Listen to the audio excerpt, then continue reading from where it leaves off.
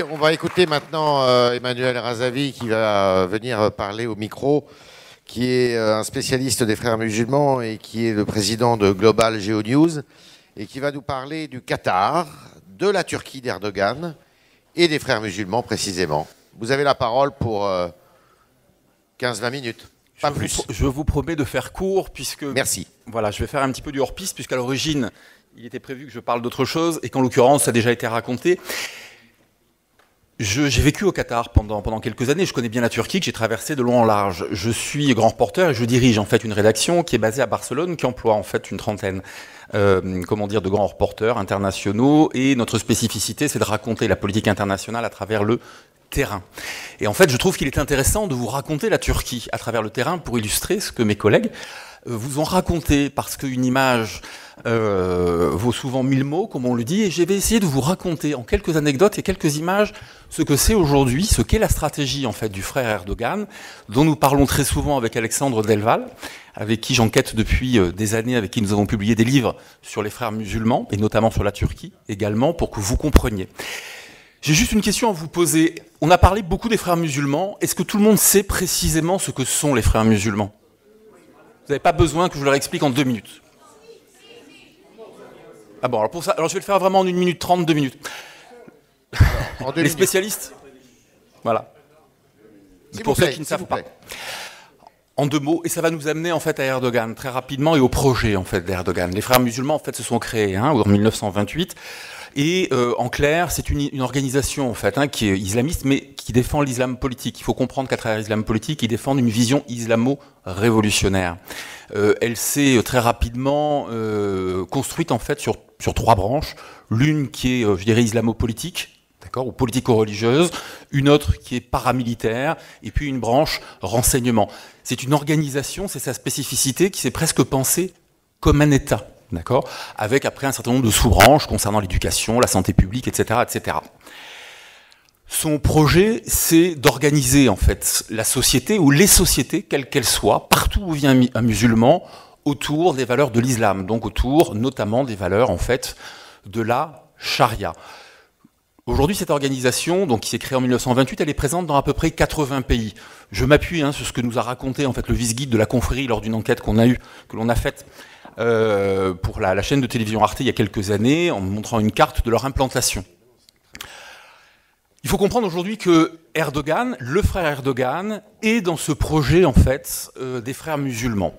Organiser donc les valeurs de la société autour de l'islam, c'est ce qu'il a commencé à faire en Turquie depuis en fait son accession au pouvoir, mais c'est ce qu'il veut également pour les pays de la Méditerranée et une partie de toute façon des pays du monde arabe. On pourrait appeler ça autrement, c'est le califat, tout simplement. Certains de mes collègues précédemment, en fait, en ont fait mention. Ils se visualisent comme étant en fait le prochain ou le nouveau calife de ce nouveau califat, donc régnant en fait sur la Oumma musulmane, tant évidemment sur une partie du Moyen-Orient qu'aujourd'hui en Europe. C'est important de le comprendre. Parce que ce qui se passe aujourd'hui, c'est ce qu'on voit dans nos enquêtes. Ce qui se passe aujourd'hui, par exemple, dans les pays européens, que ce soit en Espagne, que ce soit en France, c'est un bout de la chaîne avec la stratégie d'influence de la Turquie qui finance, sponsorise, conseille les organisations fréristes. Donc en France, un certain nombre d'associations, loi 1901, c'est pas le sujet, je vais pas y revenir, mais qui sont des associations culturelles, en réalité cultuelles, mais qui vendent en fait la stratégie d'influence du président Erdogan, stratégie califale, et au Moyen-Orient, évidemment, via d'autres biais qui sont parfois en fait des biais militaires ou paramilitaires. Ce qu'il faut comprendre, c'est que ces frères musulmans, et Erdogan joue là-dessus aujourd'hui, et vous allez comprendre ce que je vais vous l'expliquer par le terrain tout à l'heure, c'est que Erdogan a utilisé comme supplétif en fait des combattants, qui étaient des combattants soit de Daesh, soit en fait de milices, de groupes islamistes armés comme Al-Nosra, donc filiale d'Al-Qaïda, tout simplement parce que ces 2 organisations terroristes, pour appeler un chat, se sont créées sous inspiration des théoriciens de l'organisation des frères musulmans. S'agissant d'Al-Qaïda, les 3 fondateurs principaux d'Al-Qaïda, Abdallah Azzam, Zawahiri, Ben Laden, et je vais vite là-dessus, ont transité à un moment ou à un autre de leur existence par la confrérie je dirais l'idéologue spirituel en fait d'Al-Qaïda, Abdallah Azzam, était lui l'une des éminences grises de l'organisation des frères musulmans. Chez Daesh, on retrouve le même système, on retrouve les mêmes théoriciens qui ont inspiré l'organisation, avec un point commun à tous, que ce soit Erdogan, que ce soit les frères musulmans originels, que ce soit Daesh ou Al-Qaïda, c'est la restauration d'un califat, pas selon le même timing. Pour Al-Qaïda, c'est un aboutissement. Pour Daesh, ils ont considéré, lorsqu'ils se sont créés, qu'ils créaient déjà d'office, en fait, le califat. J'ai terminé pour la partie, en fait, frériste. La Turquie, aujourd'hui, c'est assez intéressant pour des journalistes qui la parcourent, en fait, sur le terrain. Et évidemment, quand on va là-bas, quand on envoie nos journalistes là-bas, on s'intéresse beaucoup à ce que font les frères musulmans. Quelqu'un a dit tout à l'heure que Istanbul était devenu, ou la Turquie, le siège de la nouvelle organisation des frères musulmans. Et en effet, au Qatar, l'organisation a été officiellement, je dirais, dissoute, même si les principaux penseurs leaders de l'organisation y demeurent toujours et sont financés par l'Émirat. En revanche, Erdogan, les services secrets turcs ont mis en place un certain nombre de structures qui permettent aux frères musulmans de se réunir un peu comme nous aujourd'hui, de façon très publique, à travers des think tanks, à travers des forums, dans lesquels il y a des chercheurs, des intellectuels. On peut voir les frères musulmans comme des barbus avec une mitraillette. C'est le volet. Là-bas, c'est vraiment le volet, je dirais, intellectuel de l'organisation en fait qui se réunit et qui pense la nouvelle stratégie.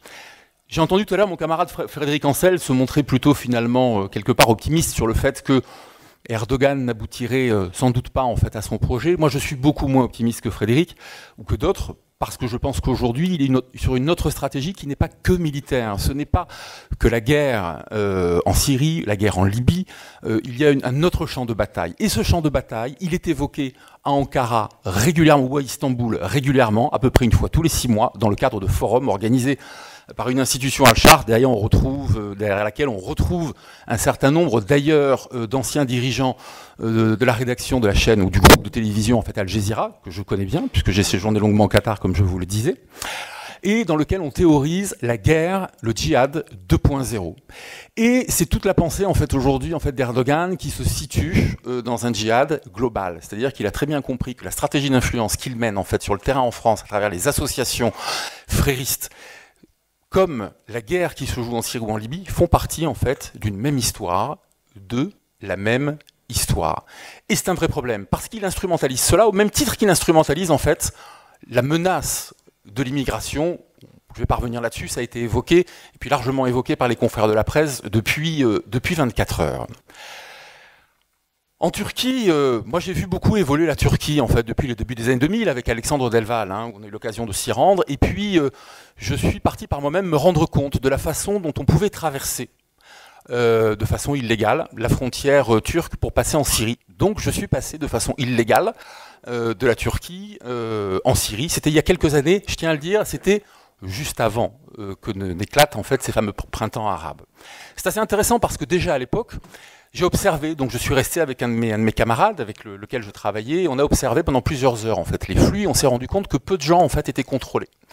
Et donc on s'est mêlé en fait à un flux en fait de migrants, effectivement on n'a pas été contrôlé, donc on est passé dans un sens, puis on est revenu quand même. Mais quand on est revenu, on est allé signaler en fait au poste frontière, donc au responsable, à l'officier qui dirigeait le poste frontière, lequel lorsqu'il nous a vu débarquer, donc on lui a dit qu'on était journaliste, a été fort gêné, parce qu'il avait 2 options. C'est ce qui nous a été raconté par notre traducteur, qui était soit il nous arrêtait parce qu'on avait fait une chose illégale, mais là il devait rendre compte quand même à ses autorités, à l'autorité supérieure du fait qu'il avait laissé passer des gens de façon illégale, en plus des journalistes, soit il nous relâchait dans la nature en prenant les risques qu'on sait, c'est ce qu'on a d'ailleurs fait puisqu'on a raconté cette histoire à l'époque dans un magazine d'ailleurs français qui est Valeurs Actuelles. Je vous raconte cette anecdote, pourquoi? Parce que dans cette même région, quelques années plus tard, nous avons coproduit, notre rédaction et France 2, un autre reportage. On a envoyé une équipe. Et là, les printemps arabes avaient commencé. Et on a envoyé une équipe parce que on travaillait en fait à l'époque sur Al-Nosra et notamment la brigade féminine en fait d'Al-Nosra. Et on suivait en fait des jeunes, on s'intéressait au cas de jeunes français qui avaient rejoint en fait la Syrie et qui étaient partis, c'est une parenthèse, très souvent parce qu'ils avaient fréquenté quand même un écosystème soit frériste en France, soit salafiste. Bref, ils rejoignaient en fait la Syrie par la Turquie. Mais ce qui a été assez intéressant, c'est que dans cette même région, quelques années plus tard, que constate notre équipe de journalistes? Dans un hôtel, dans lesquels ils doivent rencontrer l'un de leurs contacts. Tout à fait par hasard, ils se rendent compte qu'il y a des Français, un certain nombre de Français en fait, qui côtoient cet hôtel. Et que ces Français rencontrent des recruteurs et des passeurs qui sont liés soit à Daesh, soit à Al-Nosra. Ils sont évidemment surpris et l'un des journalistes arrive à récupérer un certain nombre de papiers, de documents qui sont dans le classeur, en fait, dans le classeur de répertoire, en fait, le registre, pardon, de l'hôtelier. Et évidemment, donc on se rend compte que ce sont bien des passeports français, etc. Ce qui est assez intéressant, c'est que cette région-là, à l'époque, elle est supposée, comme à l'époque où je suis passé, être hyper contrôlée par les services secrets en fait turcs, hyper contrôlée évidemment par les services secrets de l'armée turque et la police turque, qui sont quand même présents de façon très importante dans cette région. Et pourtant, on laisse des gens de Daesh et des gens d'Al-Nosra faire leur casting. Et puis, ces gamins, parce qu'ils ont une vingtaine d'années, qui arrivent de France, je parle des Français parce qu'on ne s'est pas intéressé aux autres, hein, mais en l'occurrence, être recrutés soit par les uns, soit par les autres.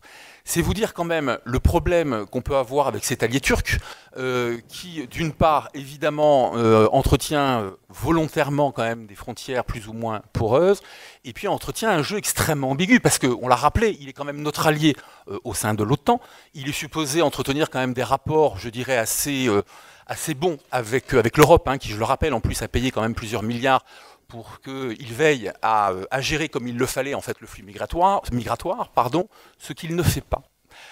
Je vous raconte ça parce que c'est pas de la littérature, c'est des choses que l'on voit, c'est des choses que l'on vit en fait au quotidien, et ça montre aujourd'hui ce qu'est réellement en fait la Turquie d'Erdogan.